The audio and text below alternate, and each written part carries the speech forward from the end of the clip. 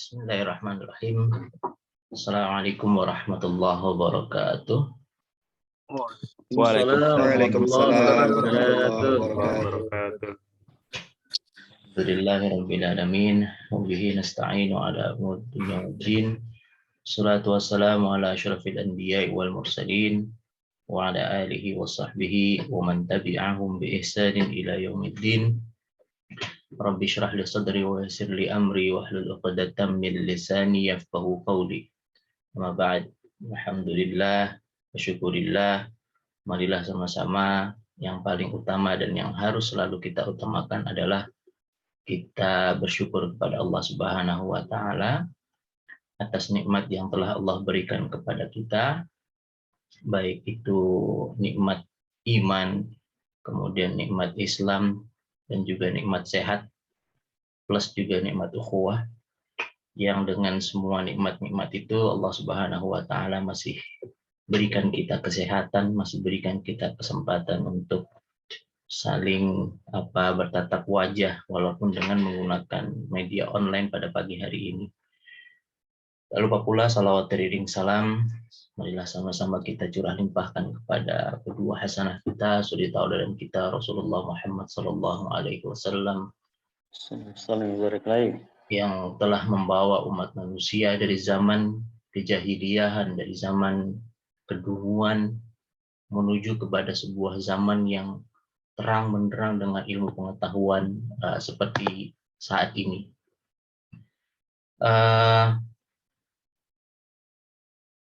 Ya, pada pagi hari ini saya diminta untuk memberikan sedikit tausiah ya kepada teman-teman semua. Saya bingung sebenarnya mau tausiah apa gitu ya. Tapi ya kita kumpulkan saja di sini. Saya berupaya untuk mengumpulkan dokumentasi di masa lalu gitu ya. Mungkin masih ada yang ingat, setidaknya ini dokumentasi yang ada di yang masih saya pegang saat ini, paling tidak ini gitu ya. Ya kalau ingat masa-masa lalu ya inilah masa-masa lalu kita, kebersamaan kita, dan insya Allah mudah-mudahan Allah Subhanahu wa taala juga memasukkan kita ke surganya nanti juga bersama-sama juga gitu ya. Dan pagi ini juga kita berupaya untuk ini adalah hari pertemuan yang kedua, mungkin ya. Pertemuan pertama kemarin diisi oleh Dr. Firdaus, Muhammad Firdaus. Kebetulan beliau juga PPM Kertayuga juga. Yakin tadi ya. PPM Kertayuga nih, ini lagi dikasih panggung semua nih PPM Kertayuga. Hidup Kertayuga. PPM Jaim. Ya, ala kulli hal ya seperti itulah kurang lebih gambaran kita ketika masih dalam suasana mondok dulu ya, 6 tahun ya. Kalau saya 6 tahun dari 98 sampai 2004 kurang lebih ya, gambarannya seperti ini gitu ya. Setidaknya yang rame-rame ya inilah yang bisa di capture gitu ya. Nah, ya dari mulai semenjak kita lulus tahun 2004 sampai sekarang itu gapnya sudah 17 tahun. Nah, setelah 17 tahun ini apa yang terjadi selanjutnya? So what? Sudah dapat apa aja selama 17 tahun? Sudah kemana saja? Dapat pengalaman, sudah dapat ilmu, sudah dapat jejaring. Mungkin juga sebagian dari kita sudah memiliki karir yang mantap, sudah memiliki kekayaan mungkin gitu kan, harta tahta atau yang lainnya mungkin yang belum tersebut di sini. Saya kira di antara kita juga sudah mendapatkan di antaranya itu ya. Nah, tapi pertanyaan selanjutnya adalah sejauh mana kesesuaian dengan cita-cita yang dulu pernah kita tulis dalam buku alumni dengan realitas yang sudah kita dapatkan saat ini. Apakah masih sesuai gitu kan? Still on the track, or we found another path, atau kita menemukan jalur lain gitu kan, yang dulu kita cita-citakan tapi nggak dapat, tapi itulah yang menjadi rezeki kita gitu kan. Itu boleh jadi seperti itu. Atau bagaimana dengan janji-janji yang dulu pernah terucap, terutama saat kita keluar dari Pondok Pesantren Husnul Khotimah gitu ya. Ada janji alumni Kalau tidak salah ada 7 butir ya. Kalau janji santri itu kan ada 8 butir, tapi kalau janji alumni itu ada 7 saja kalau tidak salah, gitu ya. Nah, apakah masih kita memegang teguh janji-janji tersebut dan berusaha memenuhinya, atau justru malah sudah lupa dengan hal itu semua? Nah, ini menjadi pertanyaan penting juga, karena bagaimanapun juga apa yang kita ucapkan di akhirat nanti Allah akan tagih, kan begitu ya, janji-janji tersebut begitu kan. Walaupun katakanlah cuma sekedar ucapan, oh nggak bisa begitu juga gitu kan. Allah itu maha detil, ya, detil bahkan dengan ucapan-ucapan kita. Nah, ini juga perlu menjadi sebuah renungan bagi kita bersama. Lalu apa yang harus kita lakukan saat ini agar apa namanya, kita sudah 17 tahun lulus dari pondok pesantren gitu kan, apa yang harus kita lakukan agar dapat mewariskan sesuatu yang terbaik untuk generasi masa depan kita, anak dan cucu kita, gitu ya. Nah, ini juga perlu kita pikirkan, karena kita hidup di dunia ini juga tidak selamanya, kan begitu. Ada batas waktu yang Allah tentukan bagi kita, sampai kapan kita hidup di muka bumi ini, gitu kan. Kita nggak akan hidup selamanya di muka bumi ini, ada batas waktunya, dan kita nggak tahu batas waktunya kapan. Kurang lebih seperti itu. Dan ini saya kira yang harus kita pertanyakan kembali kepada diri masing-masing kita, gitu ya. Kurang lebih seperti itu. Nah, apa yang sudah kita siapkan untuk menghadap Allah kelak, gitu ya. Saya gunakan di sini ilustrasinya adalah saat saya sidang doktoral, gitu. Sidang doktoral ini berbeda dengan sidang S1 katakanlah. Itu berbeda ternyata. Sangat berbeda, karena memang S3 itu bukan satu hal yang bukan mengejar title gitu ya, bukan mengejar sekedar ada tambahan titel doktor di depan, enggak. Saya pahami dari doktoral itu adalah itu semacam hidup gitu. Jadi kalau di dalam doktoral itu kita melakukan sebuah penelitian dan kita harus mempertanggungjawabkan apa yang sudah dilakukan selama, katakanlah kalau saya 3 tahun gitu ya, selama 3 tahun tuh ngapain aja di sana, ya dipertanggungjawabkan gitu. Ceritakan kenapa kamu melakukan ini, kenapa melakukan itu, dan seterusnya. Pengujinya juga bertanya dengan seperti itu, kenapa begini, metodologinya seperti apa, bagaimana, dan seterusnya. Lalu pas pertanyaan terakhir adalah apa kesimpulan filosofisnya, karena memang doktoral itu kan, atau PhD itu kan philosophy of doctor. Jadi filosofinya apa? Filosofi yang mendasari itu tuh kamu dapat apa? Banyak sekali pertanyaan, dan apalagi ketika doktoral kemarin, ketika mempersiapkan sidangnya itu, saya cuma dikasih waktu 2 hari. Berbeda dengan dokter-dokter yang lain gitu. 2 hari ini satu hal yang mendadak gitu, untuk mempertanggungjawabkan 3 tahun lamanya. Sangat mendadak. Itu kan mirip seperti kematian gitu ya. Kematian itu datangnya mendadak. Nah, makanya dari situlah kemudian saya mengingat, kok jadi kayak diingatkan kematian gitu ya.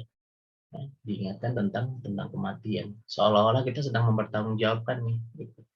Tapi bedanya adalah doktoral itu hanya mempertanggungjawabkan 3 tahun. 3 tahun itu hitung-hitungannya per hari 8 jam, 8 sampai 10 jam lah per hari, dikali 5 sampai 6 hari aktif, sampai Sabtu lah kadang-kadang gitu ya.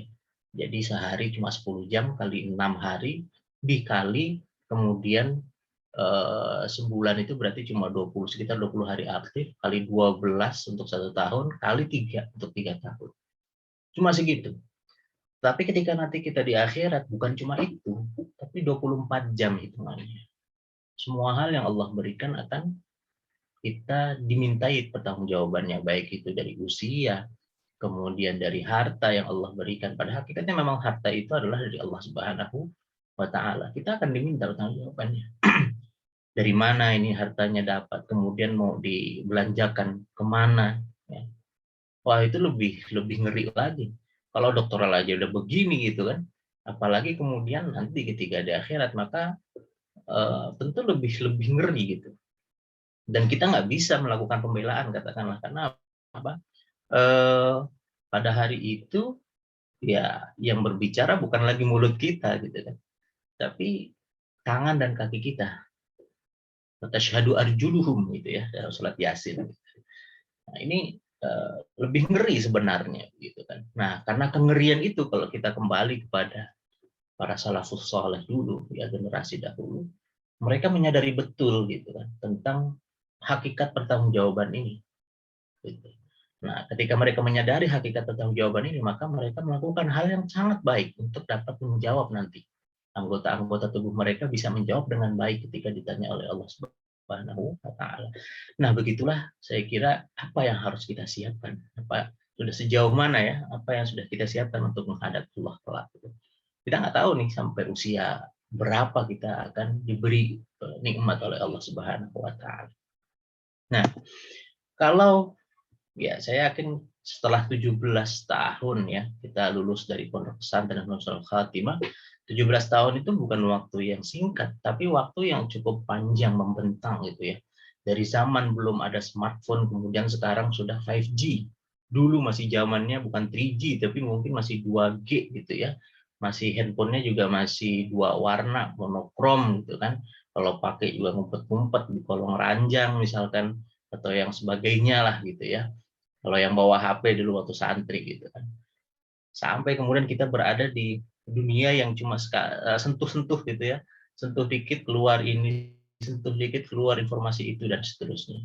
Begitu banyak informasi yang kemudian kita terima pada hari ini dan kita sudah tidak terasa sudah melintasi zaman yang apa ya, yang berubah begitu cepat. Dan tentunya di antara kita ada yang sudah menemukan passionnya di mana gitu. Ada yang mungkin di antara kita menjadi politikus, ya, bukan tikusnya tapi politikus ya, anggota dewan, ada yang jadi pengusaha, ada yang jadi pendidik, nah, atau akademisi atau bahkan pengelola pesantren. Nah, ada mungkin di antara kita menjadi atlet, mungkin saya tidak tahu. Ada yang menjadi seniman, atau influencer, ada yang menjadi tenaga profesional atau tenaga atau karyawan swasta mungkin gitu ya. Ada yang menjadi ASN, PNS, pegawai pemerintah, peneliti atau bahkan profesi lain yang belum disebutkan di sini. Saya kira itulah jalan hidup yang kita tempuh bersama. Tapi yang perlu kita lakukan, kita ingat di sini adalah perkataan Ustadz kita. Kalau pondok pesantren ketika kita lulus dahulu gitu ya, Ustadz Akhidin Nur, ya, beliau berkata, apapun jadinya kalian setelah menjadi alumni atau tamat dari pondok pesantren ini, tugas utama kalian adalah dakwah. Lalu kemudian beliau melanjutkan penjelasannya dengan menyitir satu ayat, wa man ahsanu qawlan mimman da'a ilallah wa 'amila salihan wa qala innani minal muslimin. Bahwa sebaik-baik perkataan itu adalah siapa saja yang kemudian menda'a, mengajak kepada Allah gitu ya, menyeru kepada Allah, wa salihan, dan juga kemudian beramal saleh, wa qala innani muslimin. Nah, kalau kemudian saya kira setelah itu Ustaz Akhidin memberi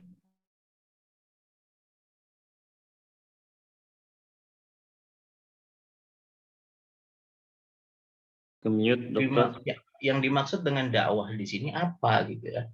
Itu dijelaskan oleh Ustaz Akhidin. Tapi kalau saya boleh merangkum dengan bahasa kekinian, yang namanya dakwah itu adalah taghyir atau transformasi. Bahasa kerennya transformasi. Apa itu transformasi? Yang jelas bukan transformer. Kalau transformer itu judul film. Transformasi juga yang dimaksud di sini bukan matematika gitu kan. Kalau transformasi kita ingat mungkin ada bidang kartesian, kemudian ditransformasikan, dicerminkan dan segala macam. Bukan itu.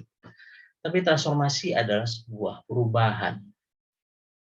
Kalau bahasa fisikanya ada delta. Kalau perubahan itu biasanya disimbolkan dengan tanda delta gitu ya. Nah, ada perubahan. Perubahan apa? Perubahan kemana? Perubahan yang bagaimana? Tentu adalah perubahan yang trennya adalah positif. Yang tadinya tidak tahu menjadi tahu, itu kan perubahan. Gitu ya. Perubahannya apa? Positif, karena tadinya tidak tahu menjadi tahu. Perubahan yang tadinya tidak punya uang sekarang bisa menghasilkan keuangan sendiri. Cash flow-nya bagus bisa. Itu juga perubahan. Gitu kan. perubahan apalagi banyak gitu. Ya, secara umum begitu. Jadi dakwah itu transformasi. Jangan kemudian dibayangkan bahwa dakwah itu hanya berdiri di atas mimbar kemudian berbicara di depan khalayak ramai. Tidak. Jadi dakwah yang dimaksud oleh Ustadz Akhiddin ya dan juga para asatidz kita terdahulu itu lebih kepada transformasi, membawa sebuah perubahan di tengah masyarakat. Itulah dakwah. Walaupun kita tidak keluar-keluar di atas mimbar, katakanlah seperti itu, tidak. Ya, jadi lebih kepada taghyir. Ini yang harus dipahami, perubahan. Jadi yang harus kita tanamkan ke dalam diri saya, perubahan apa yang kita bawa, paling tidak kan begitu. Ya. Kita mau bawa perubahan apa kepada masyarakat? Apa yang kita miliki sehingga bisa membawa perubahan. Nah, kurang lebih begitulah. Ini maksud daripada Ustadz Akhiddin Nur. Ya. Dan ini adalah pesan kepada kita, ya, bahwa tugas kita adalah selepas daripada pondok pesantren dahulu adalah dakwah, gitu ya. Apapun jadinya kita, gitu. Kurang lebih seperti itu. Jadi kenapa? Karena ini adalah sebaik-baik perkataan. Waman ahsanu qaulan, sebaik-baik perkataan kita kepada manusia adalah yang menyeru.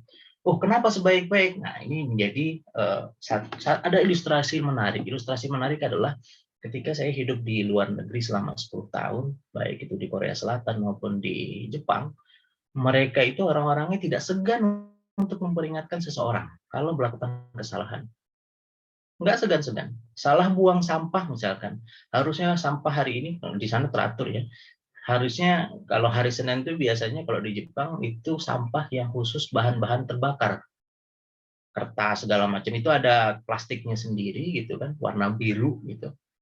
Nah, kita kumpulkan di situ. Itu kalau ada kita salah mengklasifikasi sampah, sekelas nenek-nenek pun akan memperingatkan kita. Ini nggak boleh nih begini gitu. Jadi itu bagian daripada ahsanul qaulan sebenarnya. Ya, kalau dalam bahasa kita mungkin begitu ya.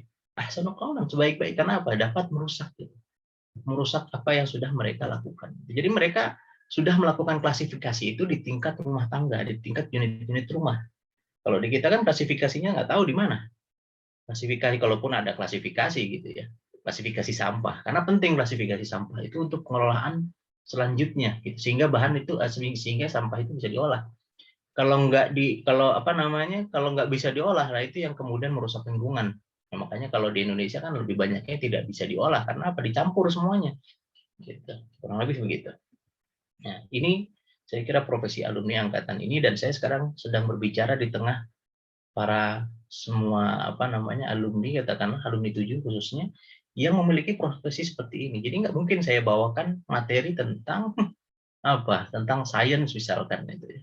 Secara spesifik, wah ini bisa bubar semuanya nanti gitu ya. Makanya kemudian saya mikir-mikir apa yang mau saya bawakan ya pada pagi hari ini, ya saya beri judul saja, ngepoh berfaedah lah misalnya. Gitu ya. Yang simple gitu. Ya bukan sekedar nostalgia biasa gitu, tapi ada nilai yang ingin kita sampaikan sebenarnya seperti itu. Jadi inilah kenapa saya kasih judulnya seperti ini, karena bingung juga sebenarnya mau ngasih materi. Kalau kemarin kan Ustadz Firdaus memberikan materi tentang keilmuan beliau tentang Quran gitu ya, karena memang bidang beliau gitu. Tapi kalau bidang saya kemudian saya presentasikan di sini bisa pusing semua nanti gitu kan, sehingga saya akan berbicara satu hal yang lebih general saja, tapi nanti ada nilai-nilai yang mungkin bisa kita ambil bersama. Nah, semenjak lulus dari pesantren Husnul Khotimah, saya kira ini sudah tahu semua gitu ya, bahwa kemudian saya melanjutkan ke ITB, alhamdulillah keterima, dan itu juga tidak lepas daripada doa antum semua gitu ya. Saya masih ingat tuh dulu ketika mau lulus itu ada yang memberikan saya satu bed buat di baju itu, bed ITB gitu. Jadi saya kira itu sebuah doa buat saya, dan alhamdulillah ternyata keterima di ITB. Sampai tahun 2009 ya, kemudian berinteraksi dengan teman-teman dari Bandung, istilah Bandung Raya. Kemudian alhamdulillah keterima mendapatkan beasiswa di Korea Selatan, sehingga kemudian saya lari ke sana gitu ya, ke Korea Selatan dari tahun 2009 sampai tahun 2015, sekitar 5 tahun, 6 tahunan lah, 5 tahun setengah, mungkin 6 tahun ya, di Korea Selatan, ya, tepatnya di dekat Seoul sana. Kemudian setelah itu 2015 saya pulang ke Indonesia sebentar, 2016 lanjut lagi perjalanan ke Jepang, mulai S3 dari 2016 sampai 2020. Dan di tengah perjalanan di antara 2016-2020 itu sempat mampir di Belanda, Ceko, dan Jerman. Dia udah keliling-keliling ke beberapa negara sebenarnya gitu ya. Dan semenjak tahun 2020 Oktober saya sudah di Indonesia dan sudah hampir setahun sekarang berada di Indonesia gitu ya. Ada banyak sebenarnya yang kalau ditanyakan apa yang mau disampaikan, banyak sekali gitu. Kalau saya dokumentasikan di sini, saya buat foto-foto dan kemudian video-video yang ada selama saya melakukan perjalanan tersebut. Itu total ada berapa? 22.990 files foto dan video. Totalnya ada 171 giga. Dan nggak mungkin saya sampaikan dalam waktu yang sangat singkat ini. Jadi mungkin ada beberapa sajalah nanti, dan mungkin satu saat nanti kita bisa bagikan lagi ya, di kesempatan yang lain seperti itu. Saya ambil beberapa saja nanti. Nah, apa yang didapat selama 10 tahun hidup di luar negeri ini mungkin jadi pertanyaan gitu kan. Apa nih yang bisa di-share? Saya kira kan begitu ya. Yang bisa di-share selama hidup 10 tahun di luar negeri. Pertama tentu dari sisi ilmu duniawi. Itu yang pasti saya dapatkan karena memang niat utamanya adalah tentang ini gitu ya, mendapatkan ilmu dari luar negeri. Ilmu tentang apa? Ya, karena saya mempelajari fisika ya, jadi maka ilmu sains dan teknologi pastinya. Karena memang fisika itu lebih kepada pengembangan teknologi ya. Termasuk pengalaman melakukan eksperimen dengan alat-alat canggih dan kerja di perusahaan yang berbasis research and development. Jadi kita juga mempelajari kenapa kok bisa Korea itu maju sekarang gitu ya. Padahal Korea itu kalau kita mau lihat sejarahnya, mereka juga dijajah oleh Jepang dan merdekanya juga kurang lebih cuma beda 2 hari dengan Indonesia. Tapi gap perbedaannya itu antara Indonesia dengan Korea jauh. Nah, ini kan menjadi sebuah pertanyaan gitu ya. Mulai melejitnya itu kan semenjak sekitar tahun 2011-2012 lah, semenjak Samsung itu mendunia merajai smartphone ya. Disitulah mereka mulai melejit gitu. Pembangunan itu sangat cepat sekali dilakukan gitu ya. Nah, ini ilmu duniawi yang salah satunya yang kemudian saya dapatkan. Yang lainnya apa? Yang lainnya ada budaya, baik itu dari sisi bahasa, kedisiplinan waktu, kebersihan, kerapihan, tata ruang, dan lain-lain sebagainya, serta kebijakan publik yang kita rasakan. Kadang-kadang kita bertanya, kenapa kok ada kebijakan seperti ini? Oh, ternyata begini, asbabul wurudnya gitu ya, latar belakangnya dan seterusnya. Begitu pula ketika di Jepang juga sama. Jepang kenapa bisa maju? Kenapa ada kebijakan publik yang sangat sangat menguntungkan bagi warganya. Contoh yang menguntungkan itu bagi kita adalah setiap warga negara, setiap warga yang memiliki KTP Jepang, ya, kebetulan ketika di sana pasti punya KTP Jepangnya gitu ya. Itu kalau melahirkan satu anak itu dikasih tunjangan melahirkan 420.000 yen atau sekitar 50 juta rupiah itu satu anak. Sedangkan waktu itu alhamdulillah ketika istri melahirkan di Jepang kembar, jadi double jadinya dikali 2. 100 juta kurang lebih gitu ya. Nah, ini kan menguntungkan sebenarnya. Akhirnya banyak yang punya anak juga di sana gitu kan, orang-orang Indonesia terutama. Gitu. Nah, kita jadi bertanya-tanya kenapa kok bisa seperti itu ya kebijakan publiknya? Apa yang melandasi atau melatar belakangi itu semua gitu kan. Itu menjadi satu hal yang menarik untuk dikaji sebenarnya. Ya. Kemudian yang tidak kalah pentingnya tentu adalah mindset atau pola pikir. Ini yang tidak kalah penting karena yang melandasi langkah gerak atau aktivitas kita itu tidak lepas daripada bagaimana cara kita memandang satu persoalan atau mindset gitu ya, atau pola pikir. Nah, ini saya dapatkan ketika 10 tahun di luar negeri, tentang mindset atau pola pikir kita seperti apa. Nah, itu ilmu duniawi. Ada nggak ilmu ukhrawi? Ada. Saya berkenalan dengan banyak saudara-saudara dari berbagai negara, bahkan lintas harokah gitu kalau misalkan mau dikatakan gitu ya, lintas negara, lintas madhab juga ya, baik madhab fikih maupun madhab qiraah gitu ya. Madhab qiraah itu nanti kalau kita kan menggunakan hafaz ana asim, ada juga saya kenalan belajar juga sempat sedikit gitu ya tentang mazhab Qalun ya, Nafi' dan seterusnya, sehingga tahulah perbedaan-perbedaan gitu ya, paling tidak seperti itu. Ukhuwah Islamiyah antar muslim dunia gitu ya. Bahkan yang lintas harokah juga ada. Pernah juga diundang secara spesifik, secara khusus oleh teman-teman dari Jamiat Al-Islamiyah Al-Maududi. Pimpinan Al-Maududi di Pakistan sana. Secara spesifik saya doang yang diundang. Diajak untuk bermusyawarah banyak hal gitu ya. Dan dia mengatakan, wah kita punya kesamaan pemikiran gitu dia. Dia merasa senang sekali gitu ya, kurang lebih begitu. Dan macam-macam gitu ya. Makna toleransi yang hakiki antar mazhab fikih dan qiraah gitu. Kemudian juga pengalaman menjadi imam dan khotib. Dan kalau sudah menjadi imam dan khotib di luar negeri, levelnya internasional kan gitu. Nah, ini yang sering saya sampaikan ketika pengajian di tengah mahasiswa di sana gitu ya. Kenapa takut untuk jadi khotib? Khotib itu cuma baca, siapkan saja bacaannya. Cari di internet banyak sekali di link.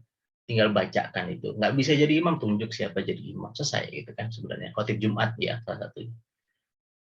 Karena dengan melakukan seperti itu sebenarnya kita dapat pengalaman. Pengalaman apa? Level kita khotibnya sudah internasional. Kalian pulang ke Indonesia, nggak perlu ragu lagi untuk menjadi khotib. Nah, kurang lebih itu yang selalu saya tekankan kepada teman-teman mahasiswa. Jadi jangan ragu kalau ditunjuk untuk jadi khotib. Kalau jadi aja gitu loh, gampang lah gitu. Untuk yang seperti itu nanti kita bisa latih. Makanya dulu apa namanya suka kita lakukan pelatihan-pelatihan yang seperti itu.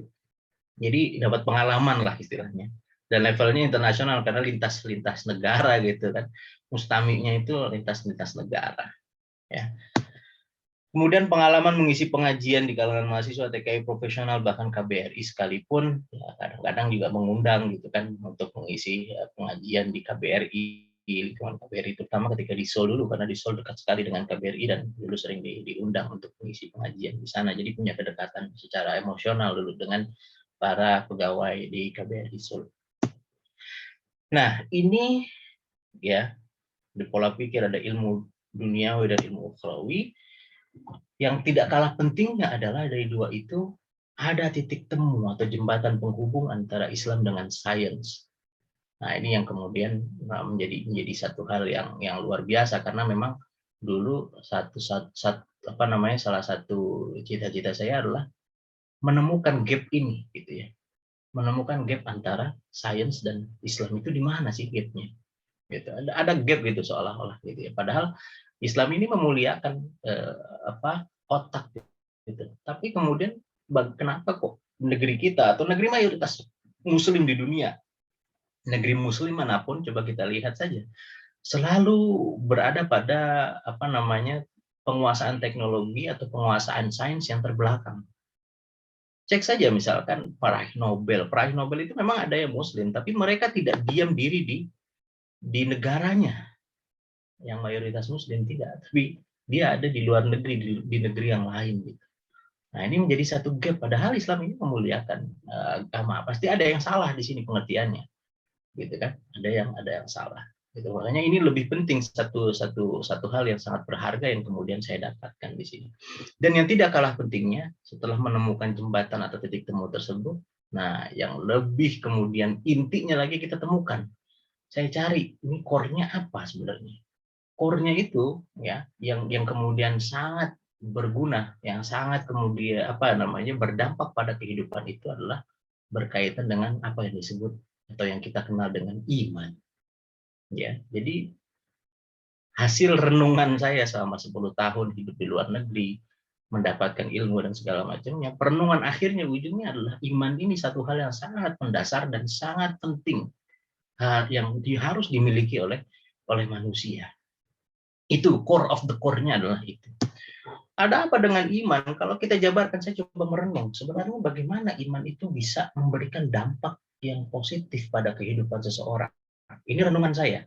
Nggak akan ditemukan di kitab manapun, tuh nggak akan ditemukan. Ini renungan saya. Mungkin tidak akan ditemukan, karena ini renungan. Lagi-lagi renungan. Gitu ya.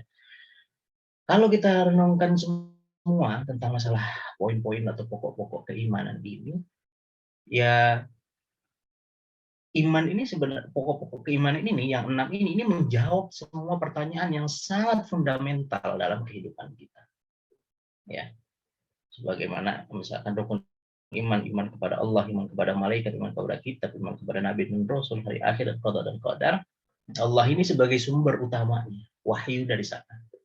Ya, kemudian diantarkan wahyu tersebut melalui malaikat kepada siapa? Kepada nabi. Apa yang diantarkan? Kitab, wahyunya ini, gitu kan, kumpulan wahyu. Nabi dan rasul ini nanti mengajarkan kepada umat manusia, dan dia juga berperan sebagai role model, sebagai apa ya, suri tauladan katakanlah, yang menerapkan awal kali, yang memberikan contoh bagaimana penerapannya. Kemudian ada iman kepada hari akhir, dan hari akhir ini nanti peran positioningnya adalah sebagai apa? Visi hidup kita, tujuan akhirnya apa? Sampai kepada qada dan qadar. Qada dan qadar ini perannya apa? Perannya adalah dalam apa namanya, aspek kehidupan, lebih banyak menyentuh kepada aspek kehidupan kita. Begitu. Sehingga dari sini semua, kalau ini kemudian dikombinasikan dengan baik gitu ya, baik itu secara ikrar, secara apa, pembenaran dengan hati, lisan, dan juga kemudian perbuatan, maka akan dapat nilai-nilai nanti yang berdampak pada kehidupan, di mana ya seorang nanti memiliki kualifikasi ikhlas, memiliki integritas. Integritas ini kan kesesuaian antara ucapan dengan tindakan. Integritas kan itu gampang, gitu ya, nggak bohong gitu loh istilahnya. Makanya pernah ada satu hadis saya temukan, di dalam hadis itu mengatakan kurang lebih redaksinya saya lupa. Jadi ditanya oleh sahabat Rasulullah SAW itu, jawaban Rasulullah adalah ya namanya umatku itu pasti kalau yang namanya harta ya dia manusiawi. Umatku pasti ya juga akan ikut untuk katakanlah tergiur dengan harta. Tapi satu yang nggak mungkin seorang mukmin itu apa itu? Berbohong. Itu yang tidak mungkin. Artinya apa? Seorang mukmin itu harus punya integritas. Intinya seperti itu. Sesuai antara perbuatan dengan apa yang ada di hati. Itu kan iman, definisinya kan begitu gitu ya. Integritas gitu. Kemudian juga dari iman ini akhirnya kita memiliki optimisme dalam hidup. Karena apa? Ya hidup ini adalah memang kalau kita qada dan qadar dibongkar lebih jauh, nah ini akan menimbulkan optimisme hidup. Ya, keberanian dalam mengambil keputusan-keputusan besar misalkan. Bahkan visioner itu tadi kita orientasinya adalah akhirat, itu visioner. Gitu ya. Dan yang tidak kalah penting, nanti ada husnuzon, ada tawakal, ada sabar, ini adalah buah daripada iman kepada qada dan qadar. Saya kira inilah yang kemudian nanti memiliki dampak yang cukup besar. Dan di semua negara maju itu punya yang namanya integritas, optimisme itu ya mungkin ada beberapa di antaranya nggak optimis tentang kehidupan, makanya ada yang bunuh diri gitu kan. Kemudian mereka punya visi, tapi visinya cuma mentok sampai nanti mau sebelum mati mau ngapain gitu kan. Mereka nggak punya hatinya itu tentang keikhlasan, tentang husnuzon, tidak punya. Begitu. Karena apa? Tidak mengenal adanya Allah Subhanahu wa taala. Karena memang inti daripada kita mengenal Allah adalah la ilaha illallah, kan begitu ya. Menyingkirkan semua ilah, menyingkirkan semua hal yang mendominasi hati kita, kecuali hanya diisi oleh dominasi kita dengan Allah Subhanahu wa taala. Jadi Allah yang kemudian harus mendominasi hati kita, kurang lebih begitu. Karena dengan mengenal Allah maka semuanya menjadi kenal dengan itu semua gitu. Makanya ini menjadi inti. Harus mengenal Allah Subhanahu wa taala, itu yang paling intinya. Core daripada rukun iman itu adalah mengenal Allah Subhanahu wa taala. Ini perenungan, lagi-lagi perenungan, nanti kalau salah mohon diluruskan oleh para asatid semua yang ada di sini. Kurang lebih seperti itu. Jadi dengan mengenal Allah, turunannya akan dapat semua, kurang lebih seperti itu. Nah, lantas apa dampak lanjutannya? Kalau sudah dengan beriman tadi. Nah, tentu kita mengenal adanya Allah Subhanahu wa taala. Ada ma'rifatullah gitu ya. Melalui kekuasaannya, melalui kudrah iradahnya dan seterusnya. Kemudian kita jadi mengenali potensi diri. Loh, dari mana? Apa hubungannya? Loh, mengenal Allah itu berarti mengenal Tuhan pencipta kita siapa. Kalau sudah mengenal pencipta kita jadi mengenal diri kita siapa sebenarnya. Diri kita itu cuma hamba yang tidak punya banyak kekuatan luar biasa, la haula wala quwata illa billah, kan begitu. Jadi tahu potensi dan posisi kita tuh siapa gitu loh. Dan nggak perlu sombong juga kan jadinya begitu ya. Nah, jadi mengenal potensi diri kita, ma'rifatul insan. Kalau sudah mengenal diri kita apa? Kita jadi tahu tujuan hidup kita tuh apa. Nah, urut-urutannya tuh seperti itu. Mengenal tujuan hidup kita itu dan tugas serta peran kita di muka bumi ini apa. Peran ibadah, iya. Karena itu menjaga hubungan kita dengan Allah Subhanahu wa taala, karena tadi kita mengakui adanya Allah Subhanahu wa taala. Nah, inilah kemudian urut-urutan dampak selanjutnya, sehingga kita jadi mengenal tujuan hidup kita itu apa. Nah, kalau kita lihat sekarang ruang kontribusi peran kita itu paling tidak kita bisa bagi menjadi 3 kalau di Indonesia. Peran untuk memberikan ruang kontribusi terbesar kita. Pertama ada yang disebut dengan economic society. Economic society ini tentu adalah mereka yang menjadi businessman, menjadi pengusaha. Ini ada di ruang ini. Kemudian ada ruang political society. Political society yang ada menjadi anggota dewan lah, segala macam. Ini adanya di sini.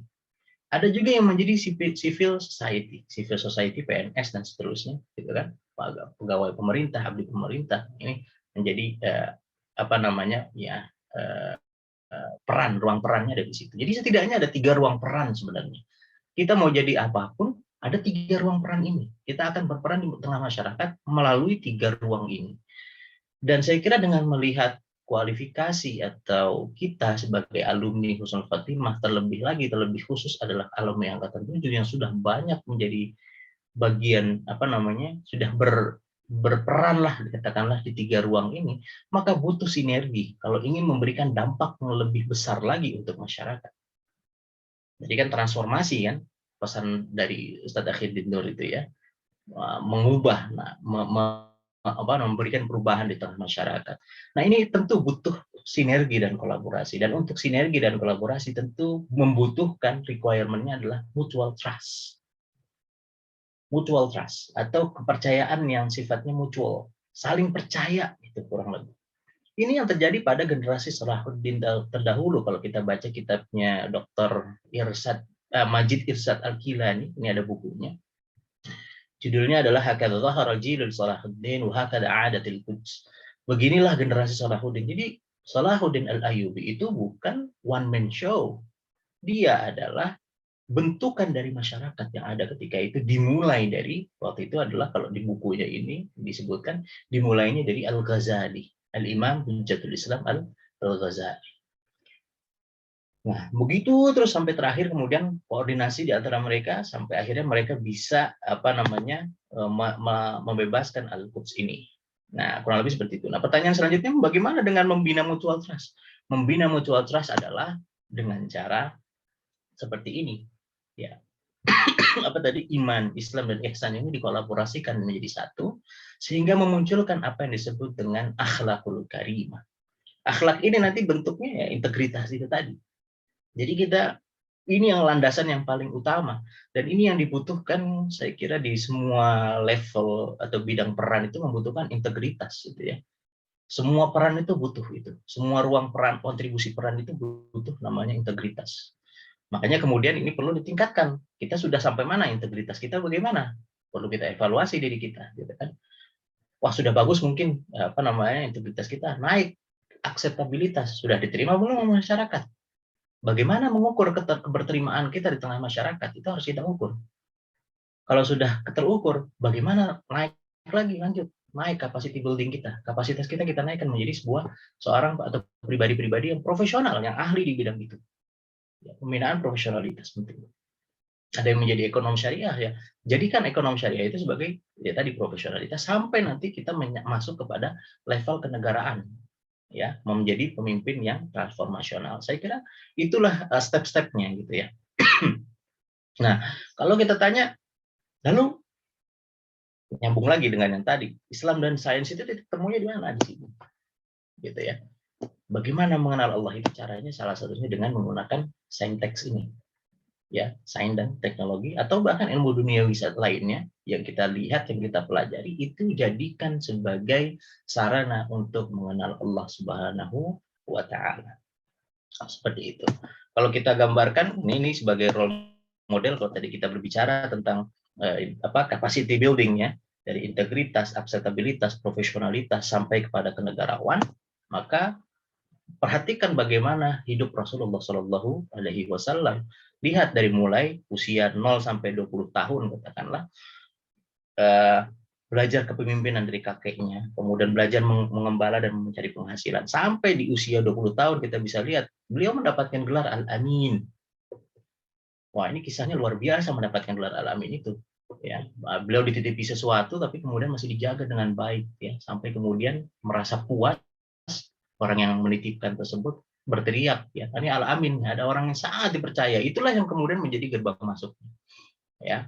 Dan seterusnya ya, 40 tahun menerima wahyu, mulai dakwah dan seterusnya, kurang lebih seperti itu. Nah, kalau kita singkat ini ya, ini sebenarnya dari buku yang kita pelajari dulu ya ketika aliyah, itu ada buku yang kita gunakan untuk membedah sirah nabawiyah, itu adalah al-alaqah al-amah fi asri an-nubuwah gitu. Saya hanya meringkas aja buku ini menjadi satu halaman di PowerPoint. Kalau diringkas nanti ya dari usia 40 ini dakwahnya seperti apa. Ya, ada apa jenjang gitu ya. Tidak langsung kemudian melakukan perubahan, tapi ada jenjang-jenjang, ada step-stepnya gitu. Nah, saintek dan Islam itu nanti menemukan konteksnya, menemukan titik temunya di sini. Kurang lebih begini kalau digambarkan gitu ya. Bahwa Al-Qur'an dan hadis itu dia memberikan sebuah fenomena-fenomena ya, digambarkan kurang lebih ada sekitar, kalau dihitung-hitung ada 1265 ayat atau sekitar 20% daripada Al-Qur'an itu isinya tentang fenomena alam. Dan itu disajikan dalam bentuk yang eksplisit, yang sharih, yang jelas gitu ya, atau bahkan implisit atau bahkan simbolik gitu ya. Nah, dari Al-Qur'an ini sebenarnya kita bisa telaah lebih dalam, baik itu nanti sisi ilmu dasarnya ya, atau bahkan pada rekayasa teknologinya. Ilmu dasar ini nanti memang ujung-ujungnya nanti bisa berdampak pada filsafat, filosofi ya.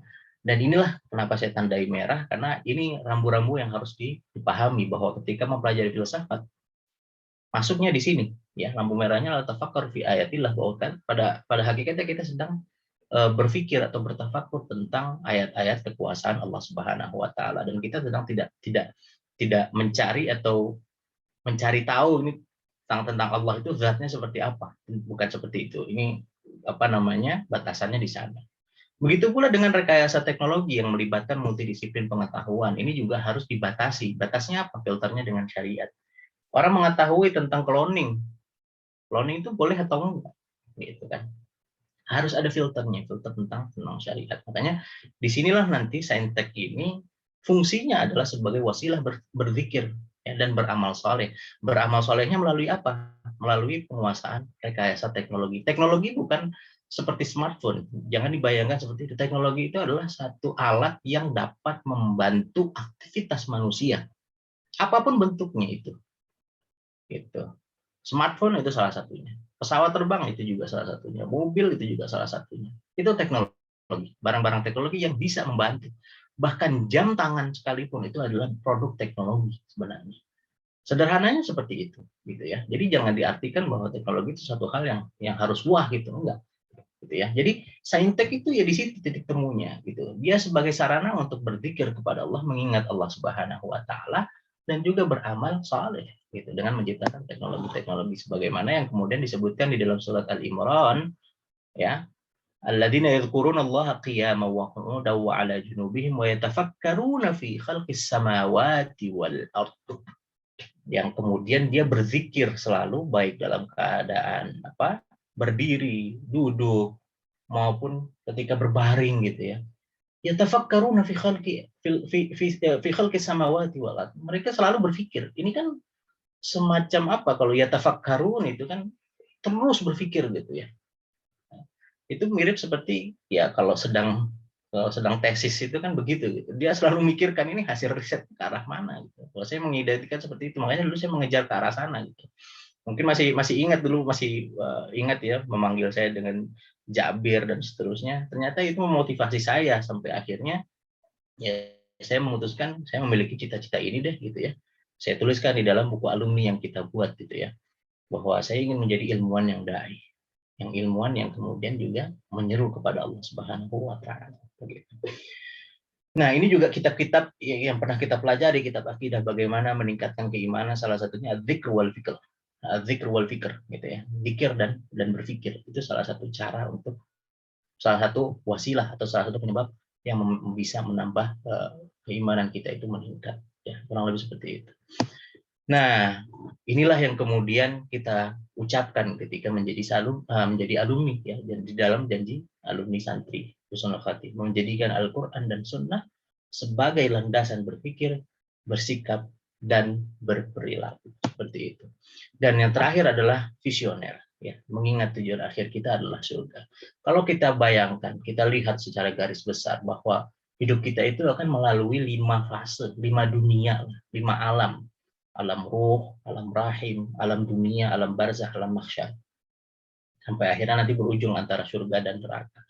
Di antara 5 alam ini yang bisa kita kendalikan, itu cuma alam dunia. Yang kita bisa berbuat semau kita, itu cuma alam dunia. Satu cuma itu, Bang. Alam rahim kita nggak bisa ngapa-ngapain dan nggak ingat dulu ngapain di alam rahim. Alam ruh apalagi kita nggak ingat, sudah dihapus.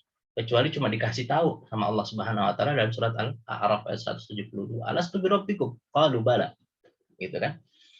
Kata kita begitu ketika menjawab itu semua. Alam barzah apalagi kita nggak punya kenalan orang dalam juga kan? Ya. Kalau sudah masuk ke liang lahat mau ngapain lagi? Udah nggak bisa ngapa-ngapain. Satu-satunya cuma alam dunia ini saja. Dan di alam dunia terbatas. Ya, cuma sampai paling maksimum 70 tahun. Itu pun kalau ya rata-rata lah ya. Ini saya kasih 70 tahun karena angka harapan hidup orang Indonesia itu 70 tahun. Angka harapan hidup orang Indonesia itu rata-rata 70 tahun gitu ya. Apakah bisa lebih cepat dari situ? Bisa jadi. Mungkin ada banyak ya, bahkan adik-adik kelas kita di Husnul Khotimah itu ada yang sudah mendahului kita. Lebih cepat dibandingkan kita. Gitu. Jadi usia itu satu hal yang misteri sebenarnya. Sampai kapan kita hidup di dunia ini kita nggak tahu. Nah maka karena nggak tahu itu maka kemudian harusnya kita memberikan satu dorongan untuk berbuat lebih itu. Ahsanu amala. Ya. Rizki Allah telah memberikan kita rizki. Jamin Allah itu rizki dengan kita. Ya. Kita itu udah dijamin rezekinya, ya. Jadi nggak perlu terlalu khawatir terhadap masalah rezeki ini. Allah sudah jamin. Yang perlu kita khawatirkan apa? Kita belum tahu nih ujung kita di surga atau di neraka. Itu kan yang paling paling krusial sebenarnya. Kita belum tahu gitu. Ya, ajal juga begitu sudah pasti. Justru ajal itu jauh lebih pasti dibandingkan yang lainnya. Lebih pasti dibandingkan yang lainnya. Ya, karena semua dari kita adalah pasti akan menjemput ajal. Nah, inilah yang kemudian saya ingat lagi dengan satu janji yang pernah kita ucapkan, dengan iman dan takwa kami bertekad meraih prestasi yang lebih gemilang. Nah sesungguhnya, nah ini yang harus kita perhatikan di sisa usia kita, prestasi apa nih mau kita buat? Kalau tadi harus berkolaborasi, apa yang harus kita kolaborasikan? Apa yang harus kita sinergikan? Kurang lebih seperti itu. Nah itu saja mungkin yang mau saya sampaikan pada kesempatan pagi hari ini, yang mudah-mudahan ini bermanfaat. Ini sisi negatif dari penduduk di negara maju, dan ini sebenarnya bisa teratasi manakala mereka memiliki keimanan tadi gitu. Karena saya banyak mendapatkan capture pengetahuan mereka gitu ya, bahwa ketenangan hidup mereka itu walaupun teknologinya maju, ketenangan dalam jiwanya itu kosong sebenarnya. Nggak tenang hidup mereka itu, selalu dikejar-kejar. Motivasinya apa? Uang. Motivasinya adalah uang. Ini harus menghasilkan uang yang banyak gitu. Supaya apa? Bisa menikah. Kalau nggak dapat uang banyak, nggak bisa menikah. Selalu seperti itu. Makanya mereka lebih banyak yang kemudian enggan untuk menikah. Karena menganggap bahwa pernikahan itu satu hal yang kemudian mahal biayanya dan seterusnya gitu ya. Nah ini sebenarnya bisa diatasi manakala mereka memiliki keyakinan yang teguh kepada Allah Subhanahu wa Ta'ala gitu ya. Inilah kenapa iman itu sangat penting gitu. Saya rasa ini ada sampai kemudian nanti kepada angka-angka bunuh diri di sini cukup besar gitu ya, yang oren ini suicidenya cukup tinggi gitu, angka-angkanya ini di Korea, kemudian bahkan di Jepang juga seperti itu, angkanya naik nih. Ini levelnya level school student, level anak-anak sekolah gitu. Angka kematiannya tinggi karena bunuh diri dan seterusnya. Nah, seperti itu saja mungkin sebagai penutup saya ingin berterima kasih juga, menyampaikan rasa syukur yang tiada terkira kepada para guru-guru, terutama para diantaranya yang memberikan dampak cukup besar adalah 3 orang ini. Ustadz Damanhuri Allahyarham, ya kita sudah tahu semua. Kemudian Ustadz Gaswa juga begitu, yang pernah menantang, men-challenge, lampaui pencapaian saya. Alhamdulillah saya sudah lampaui pencapaian beliau. Kemudian juga Ustadz Iman Subasman yang mengatakan setiap orang itu memiliki potensi untuk menjadi apapun, dan sudah terbukti bahwa ternyata ketika saya mempelajari otak di kelas di level S3, memang manusia memiliki potensi untuk mencapai apa yang dia inginkan. Semuanya punya potensi, dan itu. Dan kemudian saya ingin berterima kasih juga kepada seluruh santri terutama santri HK, santri Husnul Khotimah angkatan 7 yang tentunya telah mewarnai kehidupan serta doa-doa yang dipanjatkan yang boleh jadi di antara lautan doa tersebut ada di antaranya yang diajabah oleh Allah Subhanahu wa taala melalui diri saya. Allahu a'lam bishawab. Itu saja mungkin yang mau saya sampaikan pada kesempatan kali ini, mudah-mudahan bermanfaat. Assalamualaikum warahmatullahi wabarakatuh. Waalaikumsalam. Assalamualaikum warahmatullahi wabarakatuh.